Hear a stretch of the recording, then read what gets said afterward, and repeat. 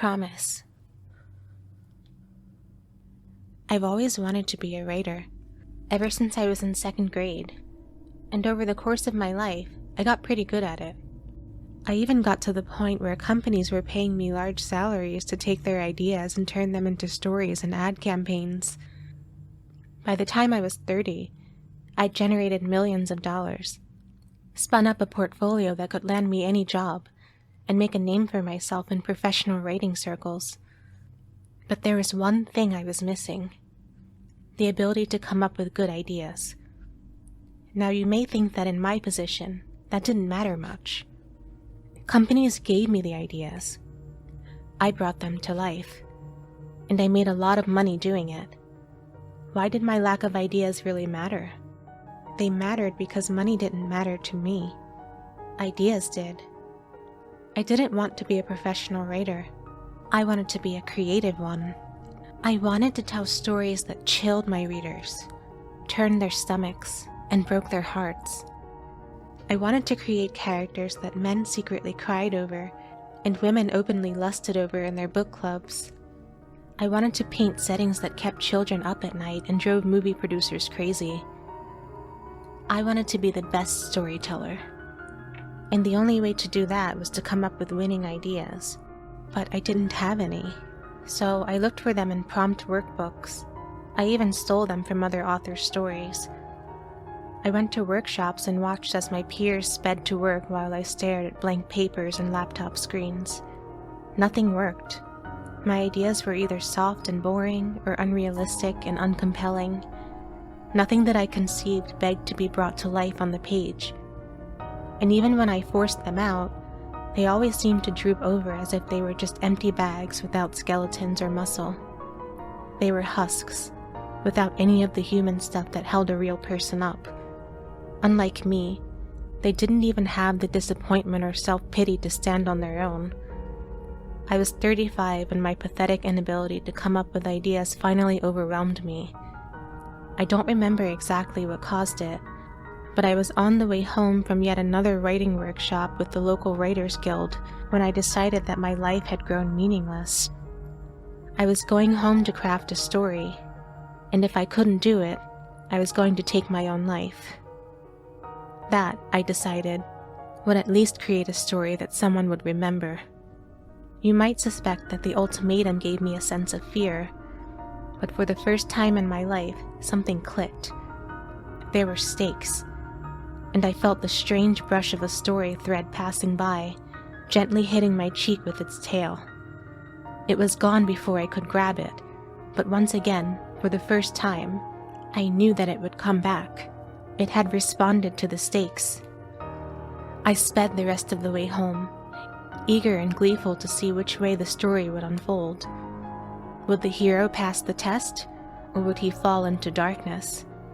I didn't know, and I couldn't wait to find out. I nearly knocked down my front door in a rush to get to my desk. I didn't even bother turning on any lights as I thundered up the stairs and down the hall to my bedroom, all the way in the back. I even tripped over my cat, who was so startled by the change in my normally lethargic state that he was caught in a panic trying to figure out which way to run. Once I was in my bedroom, I quickly lit a candle, opened my laptop, and then felt all the momentum drain from the tips of my fingers. What was I going to write about? I hadn't had a single idea on the way home, but I'd felt them swimming around. They'd called out to me again and again. Come to me, take me, expose me to the world. For the first time, they wanted me, but they were teasing little things, and now that it was time to get to business, they were hiding. It didn't bother me, though. I'd heard the whole spiel before. You just had to start writing and the stories would come. So that's what I did, and they did start to come. I could feel them again, little threads brushing by my cheeks, arms, and hands. But I couldn't see them, and they kept hiding just beyond the veil of reality. I could almost hear them laughing at me like little sprites, making childish bets among themselves about how long I would keep trying until I gave up for the last time. Well, I wasn't going to give up. I decided with a huff. But suddenly, the stakes didn't feel so thrilling anymore. Instead, the reality of what I'd promised inflated in front of me, and I realized that I was going to tell a story one way or another, and I didn't want to tell the story I'd leveraged as collateral, but I didn't have a different story to tell, and I wasn't sure how long it would take to make one if I was even capable. But that didn't really matter, did it? This was going to end one of two ways. I drummed my fingers on the desk for a while, then I typed in random keys until I had a full page of J, 3, 4, 3, 4 9s, and other random characters. But that didn't turn into a story, so I opted for a classic, Once Upon a Time. What comes after that? I wasn't sure. I kept fidgeting with different things on my desk until my candle started to sputter, and I looked up to find that the wick was drowning in melted wax. I'd been sitting here wrestling with my ideas for hours, and all I had on the paper was a random collection of letters and numbers. I put my hands on my knees, preparing to stand up, when I remembered my ultimatum. I wasn't ready for that yet.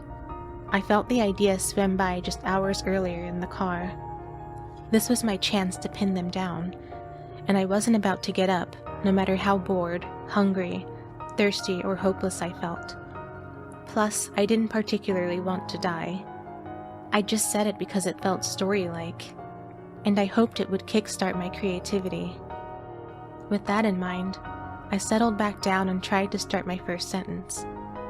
I wrote, deleted, and wrote again until I lost count. Finally, I had a first sentence when my eyes were starting to seriously droop, and yawns became more and more frequent. I looked at my watch. It was 2:03 a.m., far past my normal bedtime. But I was starting to feel it again, the wisp of a story thread brushing my cheek. I had a first sentence, and it was time to get to work. I kept writing. The progress was faster than ever before. By 4 a.m., I had 2 pages. By 5, I had half of another. But by 5:15, I was starting to slow down. My head was bobbing back and forth, and every few moments I would wake up, surprised that I'd fallen asleep. I tried my best to look at the screen, but it was blurry. So blurry that I couldn't even read the words. It was time to go to sleep. I stood up and my legs gave out, sending me elbow first into my desk. But I didn't feel it. The only thing I felt was joy. I'd done it. I had an idea. By this time, I didn't even know what it was about anymore, but I had an idea. I stumbled back down the hallway to the kitchen to get a glass of water. My cat protested loudly. He might have been hungry, but I couldn't really tell. I'd kept my door closed the entire time I'd been writing, so I hadn't seen him much. In the kitchen, I filled up a glass of water and was halfway through gulping it down when I froze, letting the rest dump down my chest. "Peekaboo," slithered a dark, playful voice from the shape that had frozen me mid-gulp. "Giving up so soon, are you?" I stared back at the 2 shining eyes, the only indication that something had been sitting on the couch in the first place. The shape stood and walked toward me with a slow, deliberately elegant pace. The next great American author, standing in his kitchen, a brilliant book sitting on his screen, just waiting to be finished, but he's ready to call it quits. By now, the figure was on the edge of the shadowed, carpeted square that made up my living room. He took another step, exposing a long, thin, suited leg. "Ah," the voice said with a thick layer of breathless hurt. "It's because you don't remember me, do you?" With that, the figure stepped out into the slats of gray morning light, making their way in from the kitchen window. I stumbled backwards at the sight, but there wasn't far to go. My back was already at the sink. The thing that stepped out was no man, though it was the closest description anyone would have given it. It was tall and skinny, almost to a sickly point. It wore a suit that was at least one size too big, so that the shoulders were too wide. The jacket was too baggy, the sleeves were too long, and the pants fell in rolls of fabric at his shoes. The only thing remotely normal about it was its face, which had the uncanny look of someone who could only be human, but on the very verge of being called so. It had a sharply contrasted jaw, high cheekbones, overly tight lips, and sharp, bright eyes. Besides the thin, stringy hair that fell over his shoulders in unkempt flat locks, the smile was the most memorable feature. It was a smart smile, naturally devious and genuinely malicious. The kind of smile you'd see before someone completely innocent gets unfixably hurt. "How are you going to do it, Nathan?" "I've been sitting here on the couch, brimming with ideas." "Oh, I'm sorry. Was that insensitive?" "What I mean is that you have options, and you're clearly ready to exercise them, since you're in here. Come, sit down with me and we'll talk them out. I'm thinking grand." It gestured with a long, outstretched arm, motioning as if it wanted to put its arm around me and guide me like a friend. "Remember, this is your story moment." By this point, I had nearly backed myself into the counter without realizing it, and now I must have looked like I was trying to pack myself into one of the cabinets. "Nathan." It started again, taking another step forward. Forgive me. My manners astound me sometimes. I didn't introduce myself." It bit its bottom lip and flashed that same grin. "My name is Promise." I leaped down from the counter and sprinted back down the hallway, where I threw my door closed and jumped onto my bed. Promise's chuckle echoed down the hallway. "I guess you're going to keep working on that story then?" He called after me with a giggle. I was nearly hyperventilating when I sat down at my desk, but at least my eyes weren't blurry anymore. My mind and body were wide awake, although I wasn't entirely sure if what had just happened was real. But what else can it be? I asked myself sharply. Something was in my house. Something had been sitting on my couch, mocking me. Something that wasn't entirely human had just introduced itself to me. And it knew. It knew about my ultimatum, my promise. I breathed out, putting my face in my palms. It knew about my promise. I sat there with my head in my hands for a few minutes before I calmed down enough to think. I had two options: finish my story or run. I wasn't sure that running would help, so I slid off the bed and walked back over to my desk. I scrolled back up to the top of my page and started to read so I could get back on track. But as soon as I started, a gutting emptiness spread from my stomach to my throat. The story that I'd worked on for nearly 12 hours was awful. The core idea, exploring the daily life of a man who's haunted by his childhood emotional neglect, was boring. The entire 3 pages were nothing but me spinning my wheels writing about a man whose life was so dull that no one would want to read about him anyways. I wanted to cry, but the tears wouldn't come. Instead, I felt the breathless weight of fear. Promise was waiting. Promise was eager for me to come out again, because he must know. He must know that my story was flat. He must know that my characters were lifeless. He must know that I had no story kernels, or any of that other shit that the other writers always seemed to have. He could probably read my story right now, I thought with wild certainty. And it was no longer curiosity or creativity that drove me to my keyboard. Instead, it was wild desperation. In one move, I selected all the text and deleted it. Then I tried to settle in, but my breathing was too heavy, and I could feel him. I knew he was there. Whether he was sitting on the couch or leaning against the door, I knew he was there. And I knew he could hear the click-clack of my keys and the bang-bang of my heart. I was sure he could even hear my thoughts, and so I screamed as loud as I could in my head, "Not done, not done, not done," until my inner ear felt like it was bleeding and blunted. And then I was exhausted again. no energy, no ideas. Just an ever-dulling knowledge that I had to finish the story. And that's when I saw them. I had looked down at the clock in the corner of my screen to check the time before getting back to work. It was 7:42. Morning sunlight was dancing through my window, and it caught something and sent a dazzling rainbow all around the room. It was gone in a moment, but I turned all around to look for it, and I found it circling my head in a wispy motion. A translucent butterfly with long threads hanging off the ends of its wings. As it flew around my head, the threads tickled my cheek and I gasped. For the first time all night, it was my turn to smile.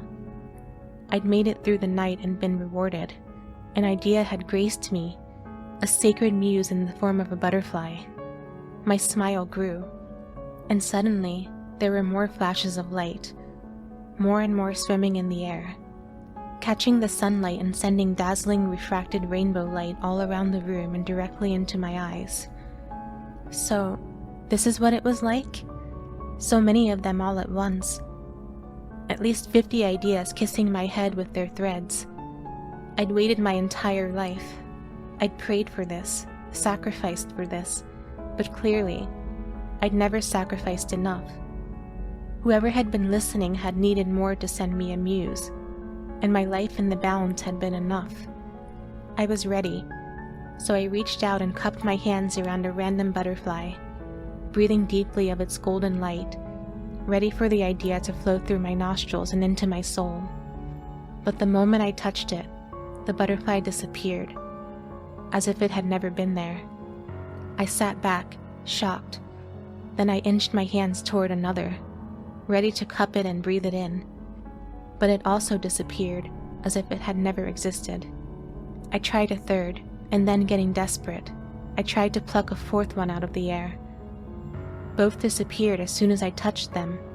Hot, heavy rage rose into my stomach. I plucked at another, and it was gone. I swung my head forward and tried to breathe in a group, but it was met by empty air. I slammed my hands together over a solitary 10th and opened them to find nothing but stinging, red skin. Every time they disappeared in front of me, the butterflies would appear again in my peripheral vision, and they would multiply. Eventually it became more detrimental to try and catch them, and I dropped into my chair and looked at my screen. By now, I could barely look at it for all the bright butterflies circling my head, but I had to. I hadn't forgotten who was out there, waiting in the shadows of the curtains I'd left drawn over the window. I went on working like this for hours. I had to squint at my screen just to see, and I wrote and deleted more times than I could count. Eventually I started drifting again, and by 12 p.m. my eyes were screaming for a break. My bladder was crying for relief, and my parched throat felt like it cracked with every breath. But I couldn't step outside this room until I was done. So I stood up and danced with the butterflies. I couldn't touch them, but at least dancing would show them I cared. I stumbled back and forth across the floor, falling into the vase I kept by my desk and sending it shattering to the floor. It made an incredible, deep shattering noise as pieces of porcelain rocketed across the room. My eyes must have grown as wide as windows. At least that's how it felt to me, because it was perfect. It was perfect for my story. I rushed through the broken mess, back to my desk and slammed myself into my seat. I pressed enter on my keyboard and started typing my next line. I wasn't sure exactly what the story was about, but I was certain this was the one. I opened my eyes, and the butterflies were gone. I sat up straight, drawing in breath sharply as I looked at the clock. 12:07. I'd accidentally slept for 7 minutes. Incensed, I balled up my fist and hit myself on the head. Stupid. I had to stay awake. If I went for long enough without working, he would... I saw his eyes looking in through the cracked door, and watched as his emotionless face erupted into a grin. "Quitting time?" he asked, poking a finger through the door. I pushed myself out of the side of my chair and fell, tailbone first onto the wooden floor. "Oh, don't worry, Nathan. I'm just checking on you. I heard that awful crash and then silence. I was beginning to think something might have happened to you," he said, raising both eyebrows knowingly. "I couldn't let that happen. That's my job," he continued in a gravelly voice. "But you have to make the call. Though, guessing by how long you've been at this, I don't think there's much time left. Maybe I should wait close by." He pushed the door the rest of the way open with his pointed finger and strolled into the room, crunching the remaining vase shards under his shoeless feet. He sat down on the bed, sat with his feet crossed like a child, and winked before the emotionless look returned to his face. I couldn't take it anymore. Promise or not, this wasn't the story I'd wanted. Suddenly, I was aware of the bulge of car keys in my left pocket and the mass of my wallet in my right. In what felt like one movement, I stood and tore down the hall, down the steps and out the front door and into my car. I'd left my shoes kicked off under my desk, but I didn't care. I couldn't even bring myself to look up to see if he was following me. I just put my car in reverse and backed out of the driveway as fast as I could. I even nearly dropped the transmission out of the car, slamming it into drive. I made it to a hotel on the other side of town. I must have scared the receptionist with my bloody feet and bloodshot eyes, but she gave me a room, so I didn't care. Inside, I shuffled to the bed, closed my eyes, and fell onto the sheets face first. Click. I squeezed my eyes shut. Racing towards sleep. Squeak. I was almost there. I could feel reality falling and twisting away, but I wasn't fast enough. "All out of ideas?" he crooned. I reluctantly opened my eyes to find his, mere inches away.